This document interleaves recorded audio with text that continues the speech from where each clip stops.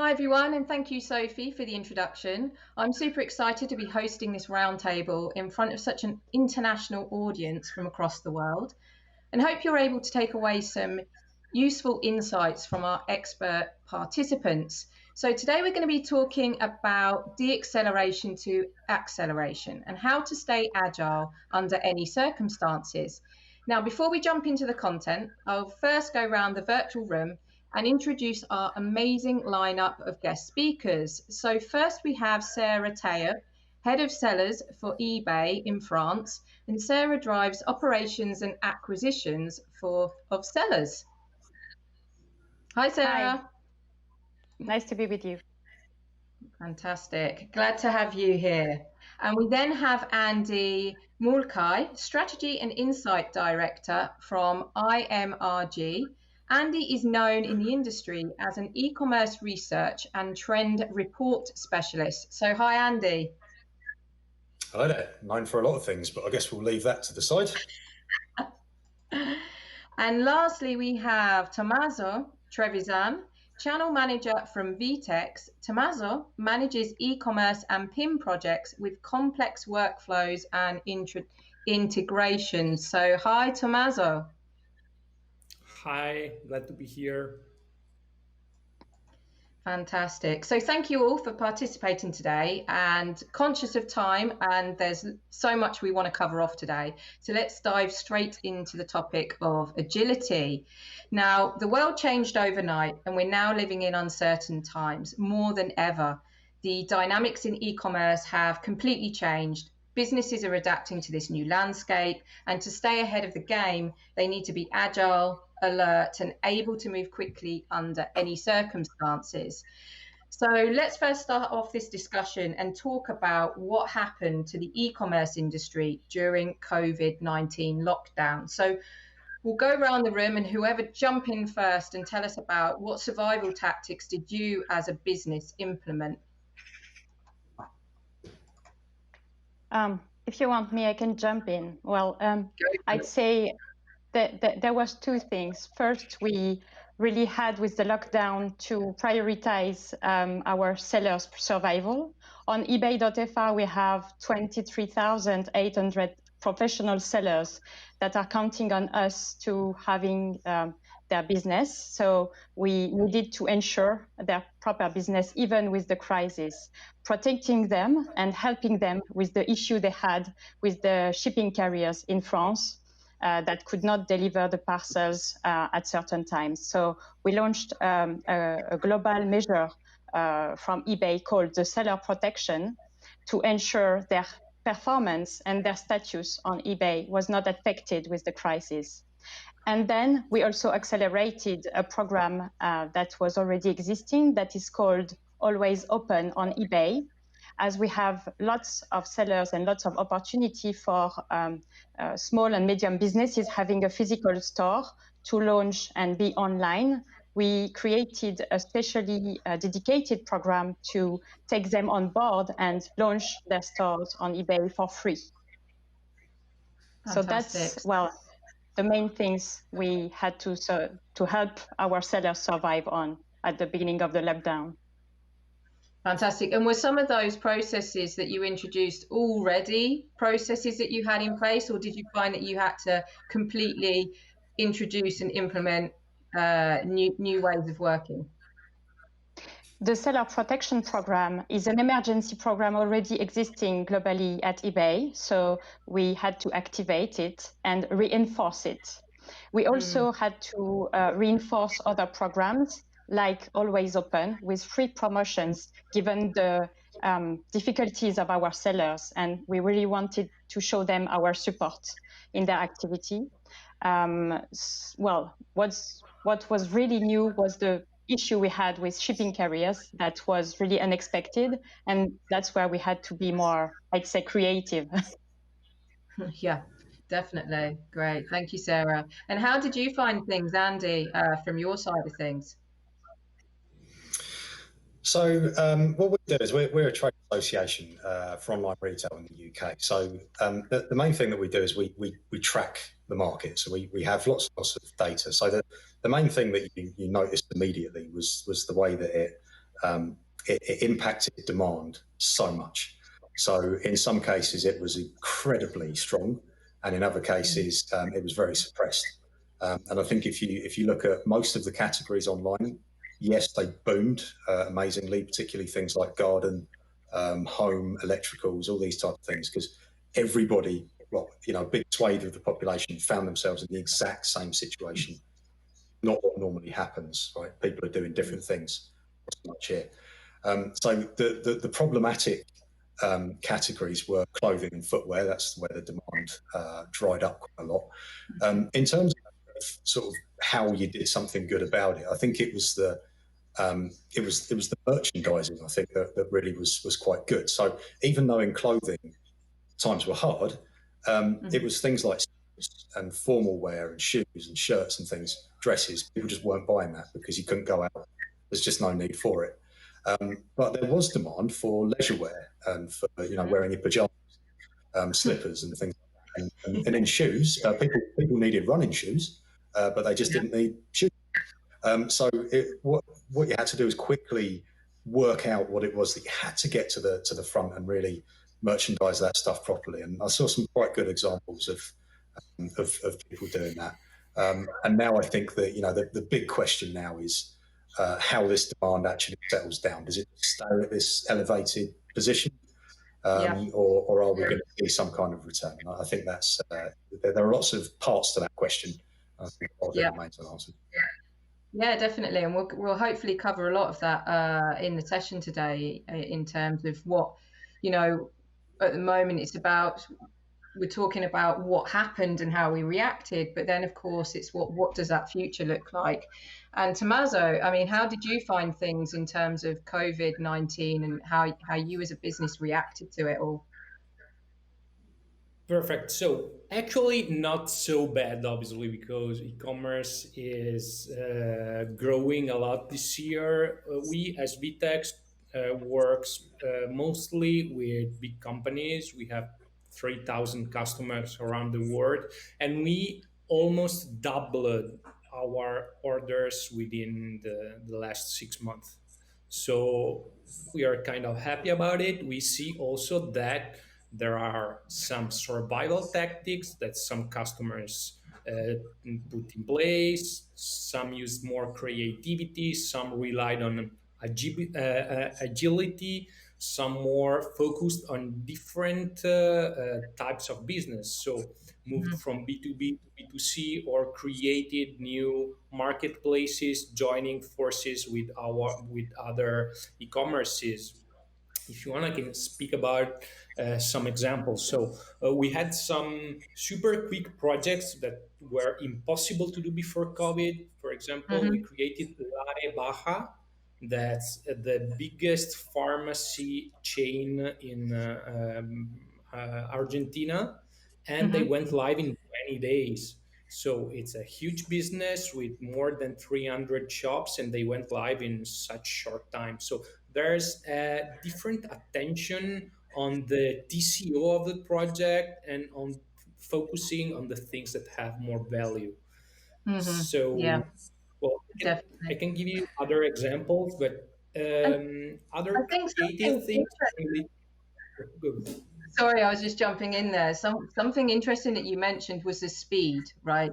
As in, this is probably, and this is what you mentioned, Sarah, as well, which is interesting, as in, some of these are processes or projects that you guys have already been working on in your businesses, but actually there's an acceleration here, right? Of actually, it's no longer going to be a few months, but actually, from what I'm hearing from everyone, it's about having to then all of a sudden move quickly.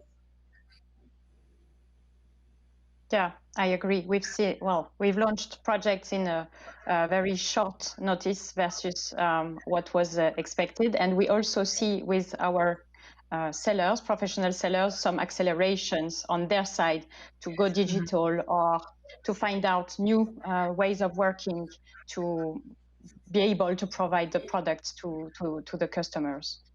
Yeah, definitely. And the example that you gave for the company in Argentina, did you find that all of a sudden that it just sped up the launch? Was the launch date a lot further out?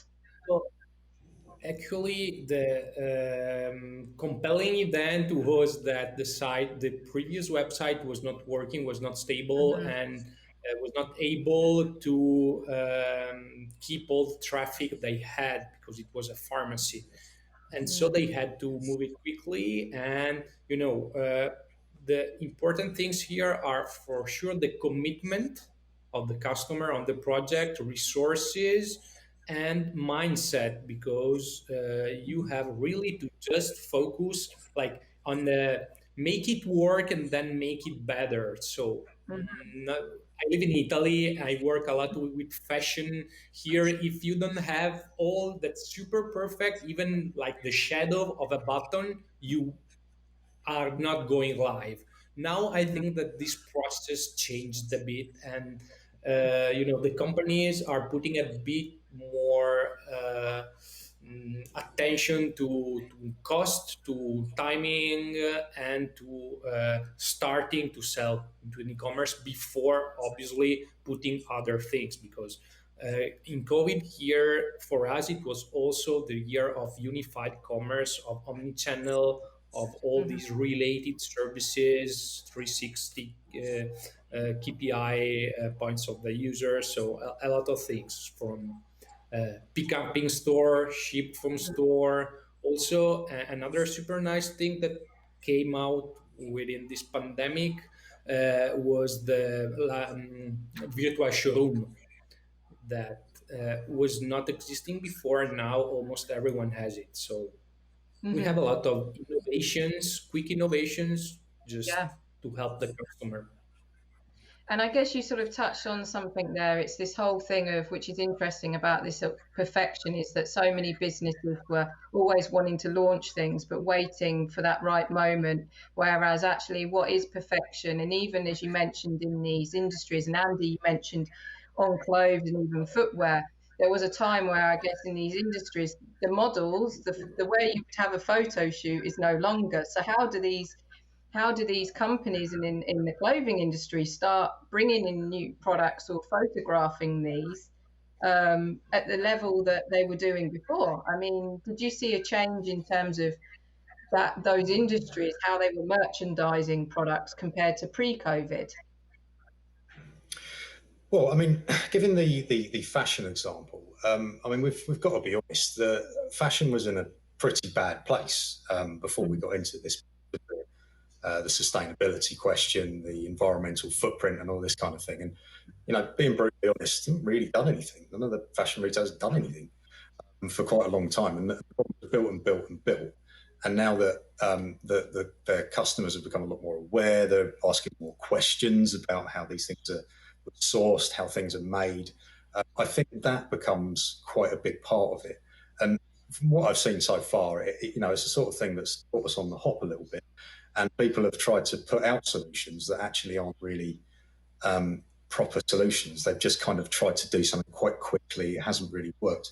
If we go back to before COVID burst in, now we cover online, okay, so we're not high street retail. Overall, I think retail has not had a fantastic year. I think it's been pretty bad. But online, of course, it's absolutely boomed. But before we got into this, in 2019 wasn't a particularly good year for online retail. I think there's this idea that gets put about through media that it's all just kind of going online, and that's why the high street's failing. But I don't think it's necessarily true. I think that we didn't see very strong growth through most of 2019, and the start of 2020 was quite weak. There wasn't really a great deal of growth there at all. And then this has happened, and it's just changed. All the trend lines were completely blown away from where you thought they were going. But make no mistake, there was problems in fashion before we got to this. So how they rebuild, I think, is a really important question. The point about the sort of merchandising and the modelling and things like that. I think you sort of bring in the influencers and these people. I think they're absolutely fundamental. These people to changing the way that people approach fashion. So if you think about something like Instagram, for example, you have this hashtag, this outfit of the day. So someone will wear it, and of course they can't wear it again because that was the outfit of the day. So you have to chuck it, and you can see that that a shift that's required there is I wore this last week and I'm wearing it again today because I reuse my clothes. And I think that, that fashion has to reorganise around that. So, I think the changes are a lot more fundamental than we might hope. Yeah, definitely. And I think that's interesting that you touch on that it wasn't like it was perfectly, completely fantastic before COVID. There were already some challenges across a number of industries, and COVID, I guess, has shaken it up and made things happen that needed to happen and vice versa. So let's talk about what is that new norm and what does the future look like? Sarah, what do you see as the new norm from an eBay side of things and in the future of sellers? Well, what we've seen, and the example of fashion is very good, is a shift on certain categories. So, on eBay, there's a lot of product categories, and we see a huge increase in home and garden products and services. We've seen an increase from 74% year over year, and even now, which means that this tends to be the new norm because people are more at home, they're working from home, and they want their home more comfortable, new design. Also, lots of gardening stuff have been sold in the period and still now, which means that people really focus on their home as they spend more time in it, which seems logical. And also everything that's related to kids and leisure at home. So home seems to be the new center of life for families and online customers. Definitely. Is that what you found in Andy and Tommaso in your industries as well? Have you found sort of similar in terms of this whole lifestyle and home and garden categories starting to boom in addition to what other areas you've spoken of? I totally agree with both. So we saw a bit of decrease of fashion, but it was not going well also before the pandemic. We saw also, entertainment, not just furniture or something like that, but for example, as an industry that was in crisis before COVID, since like 3-4 years, that was guitars and instruments.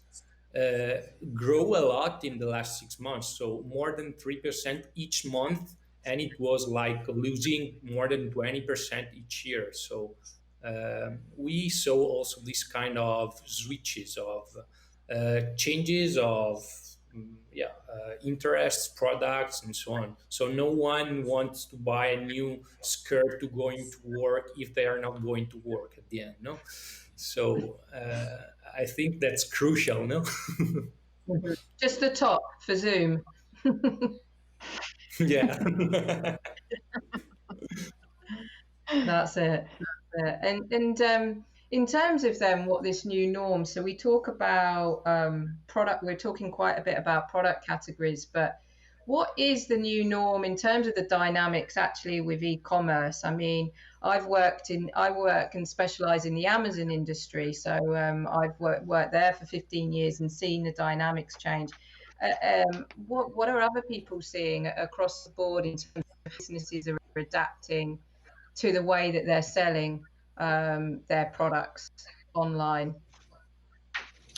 So, I mean, if I might bring in the sort of delivery angle here, I mean, I think this is one of the the really key things.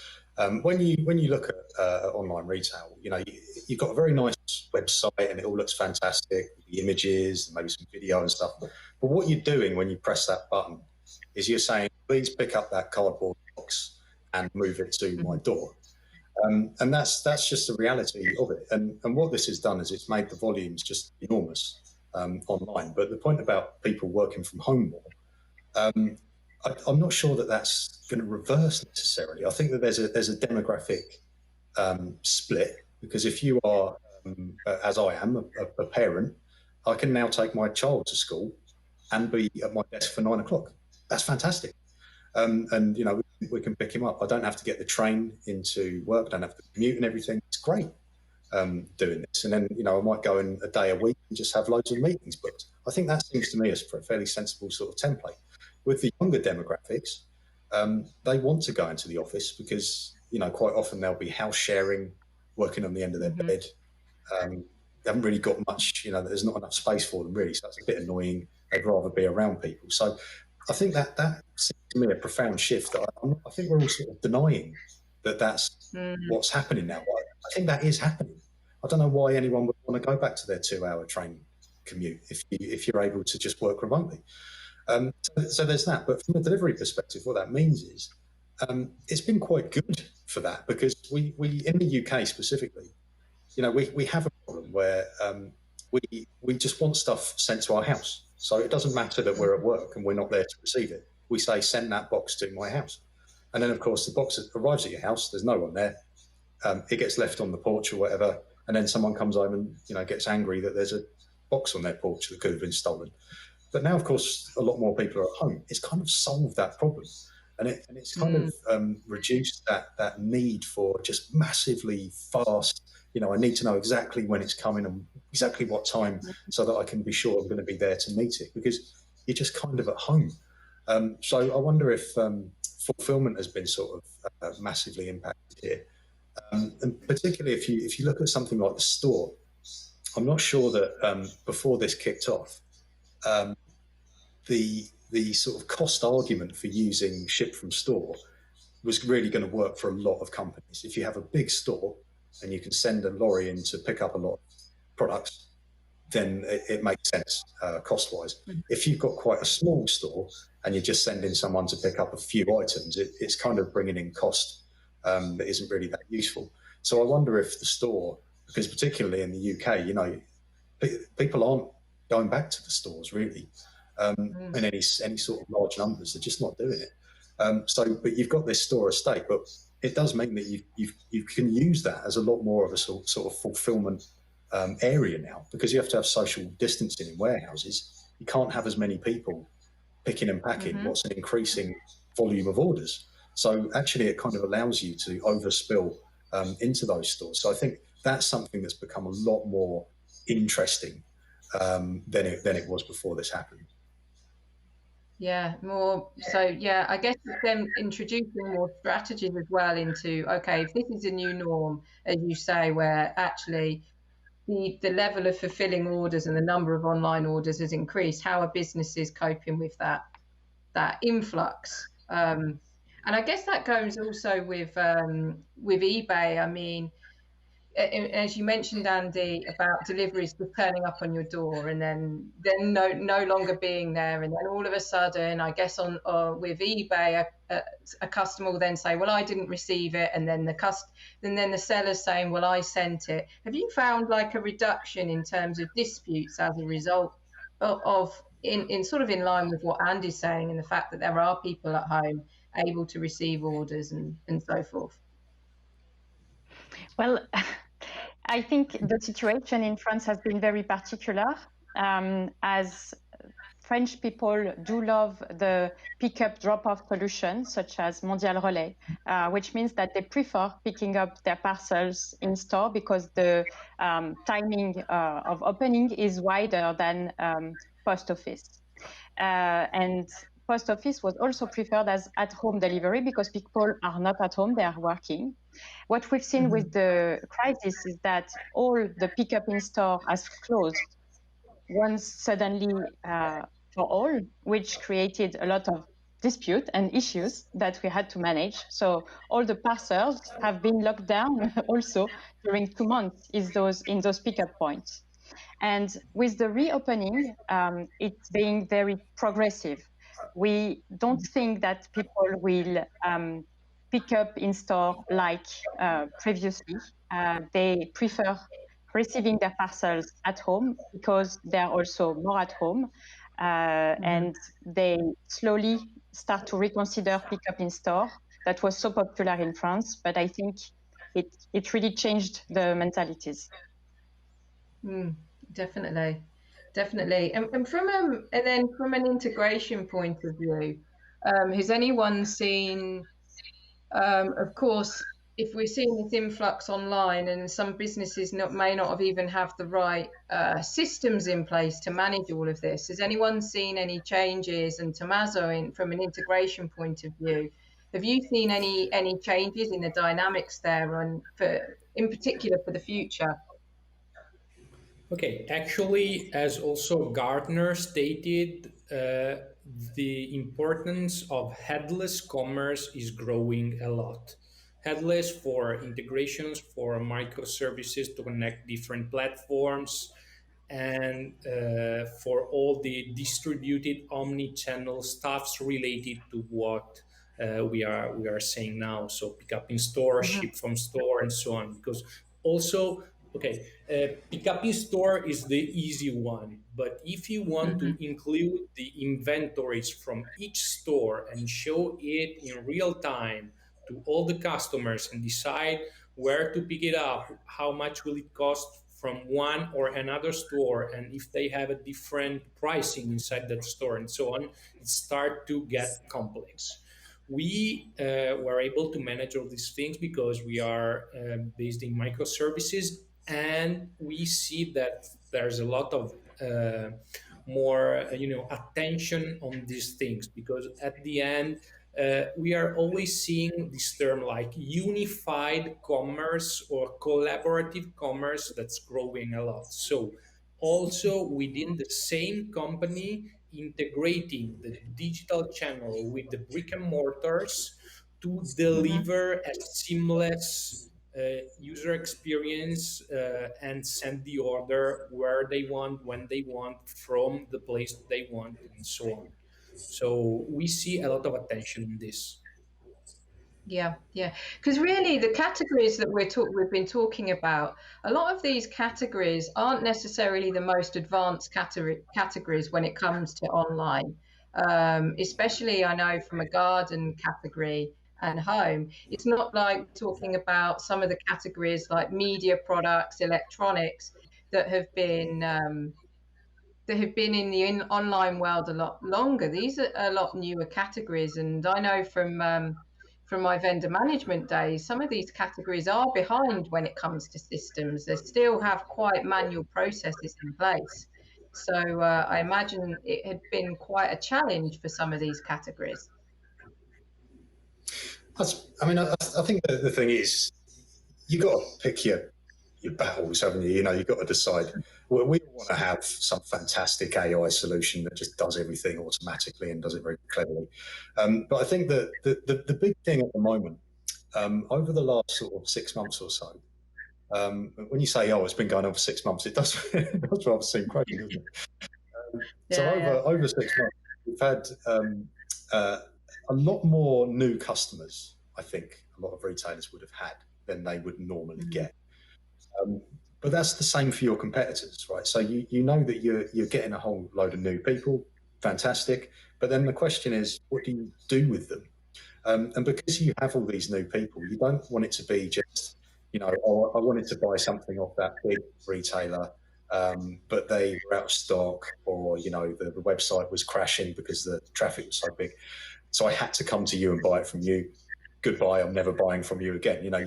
You want to somehow make those people stick with you. So I think that there's probably a need to look at the sort of system, certainly in this short-term period, where you're looking at, how do I segment these people properly? How do I get my marketing right to these people to make sure that I can convince them that they should carry on kind of buying from me, really? And it's not just a little blip. I got an upturn here, great, but then because my competitors are smarter with the way that they do that, I then lose people to them. That you've touched on a really good point there, because at one point there were quite a few your main retailers, let's use Amazon as an example, where a lot of products were out of stock, and you found that customers were starting to go to websites and were starting to go to different channels because demand was higher than at some point the supply of products. So yeah, how do you, I guess, retain those clients long term? Not for them to then just go back and, as you say, revert to to the previous products or previous channel. And I remember reading an article actually that said actually some of the customers that purchase new brands during COVID are actually likely that there is an element of brand loyalty moving forward if they capture that. And I guess how have you found that from eBay side of things in terms of retaining those new customers that have come through? Yeah, that's definitely a key question, and we address it with a dedicated marketing for our new joiners. And yeah, we've seen a big increase. What's interesting is that in terms of demand, of course, the increase was crazy on certain products. And where we feel lucky is that we are a worldwide marketplace. So some countries could feel the need for other countries. And we've seen very interesting imports and exports of products that were more in demand in certain countries or other, depending on the lockdown. And a much longer acceptance for delivery delays also. So at the beginning, of course, there was the lockdown in Asia that impacted on tech products. But then there was a lockdown in Italy, but the UK and Germany had still a very strong offer locally. And everything worked like this with our global network from 200 countries and sellers around the world. Yeah, that's interesting. Especially, well, we won't go on to the Brexit conversation right now, but yeah, definitely in terms of the taking advantage, I guess, of the EU. And in terms of then, of course, businesses are sitting here and they understand what happened or don't understand. It all seems a bit of a blur.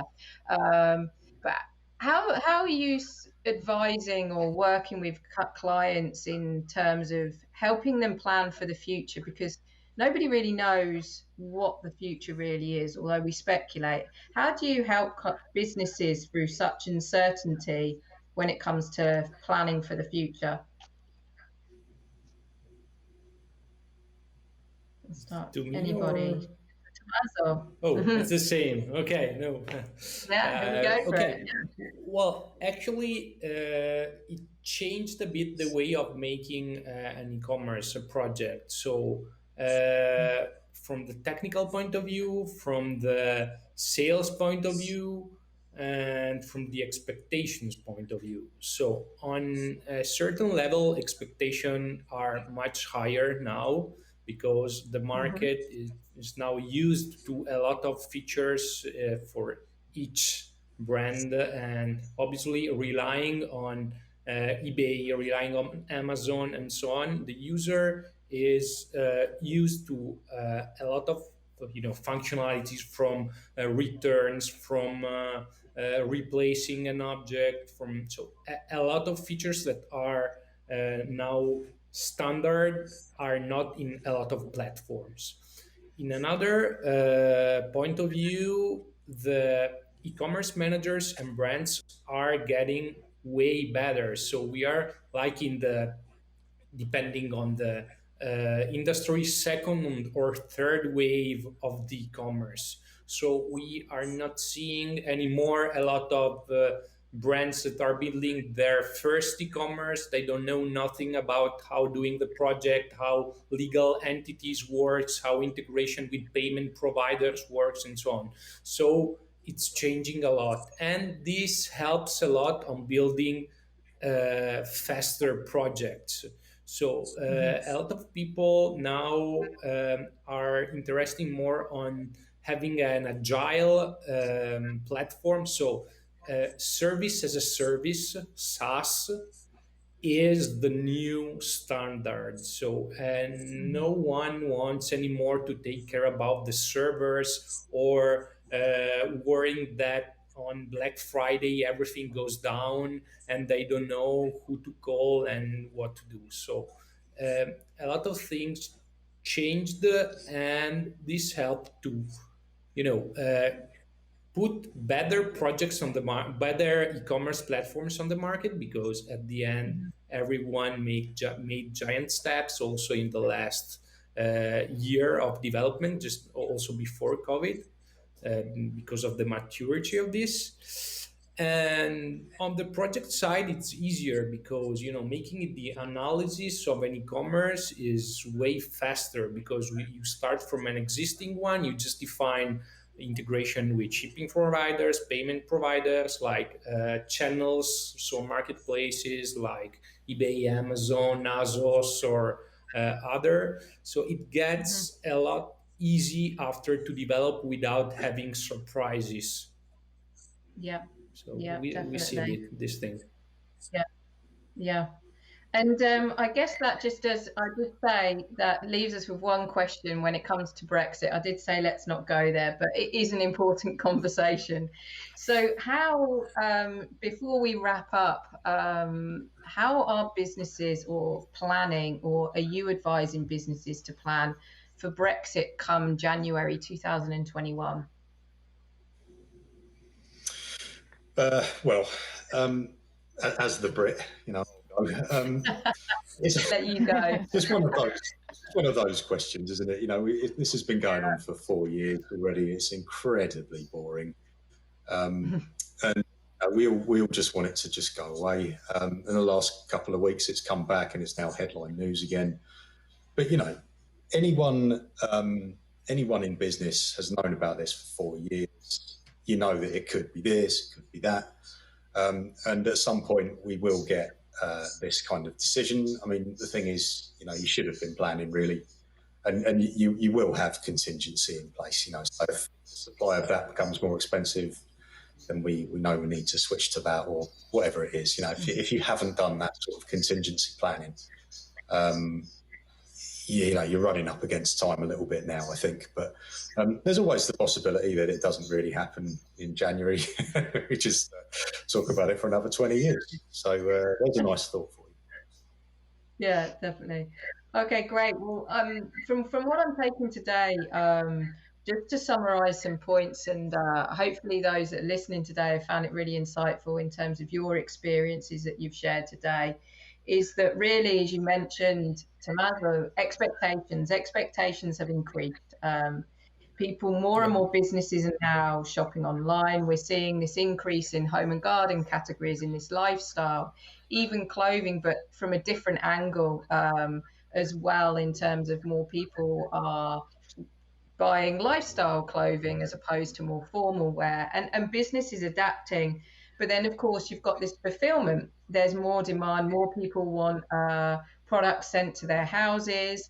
Andy, I love the example or the idea that you shared in terms of actually all these stores that are almost a bit more empty, less people shopping in them, actually using them more as a fulfillment method as well. So there's ways, I guess, in terms of how businesses can be innovative with what the current situation is, and the fact that businesses are learning to accelerate quicker as well, as in it's kind of the now or never approach as well, which is something that we're definitely seeing.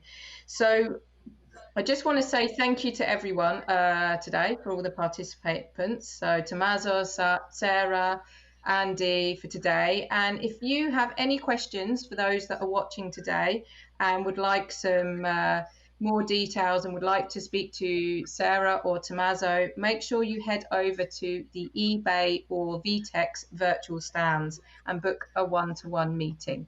So thank you everyone for today, and those listeners, and hope you found today's session insightful. Thank you. Thank you. Goodbye. Thank you. Nice evening.